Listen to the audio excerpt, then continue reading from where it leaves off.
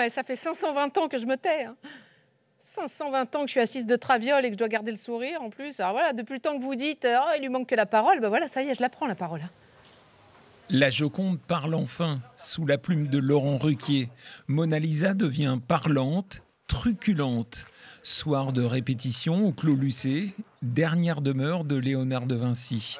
La femme la plus célèbre du monde depuis un demi-millénaire, dont le tableau a séjourné en Touraine, est joliment décrite. D'après le texte de Laurent, qui était quand même assez renseigné et bourré d'anecdotes, de choses très drôles, moi, ce qui m'intéressait un peu, c'était de sortir la Joconde du cadre, de l'émanciper, quoi.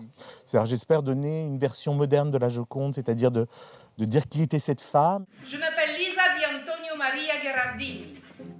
À quelques mètres de la tombe de Léonard, la Joconde sort de son cadre et reprend vie. L'effet est bluffant. C'est Mona Lisa qui est venue à moi. J'y ai mis mon tempérament, mon humour, ma façon d'aimer aussi, parce qu'elle parle beaucoup de son amour pour Léonard. Donc j'ai imaginé en fait tout ça. C'est vraiment une des premières fois où j'ai vraiment la sensation d'incarner, c'est-à-dire de donner beaucoup de moi dans un personnage dont on ne sait pas grand-chose. Mona, c'est le diminutif de Madonna, qui en italien veut tout simplement dire madame. Hein. Ah oui. Ah oui, la première Madonna célèbre dans le monde entier, c'est moi. Hein. Voilà. Elle peut aller se rhabiller, la Isla Bonita. L'écriture de Laurent Ruquier donne un relief tout particulier à cette épopée si chère à l'histoire de France. 3 représentations sont au programme, chaque soir, à partir de 21h30. Oh la vache, ça fait du bien de vous parler.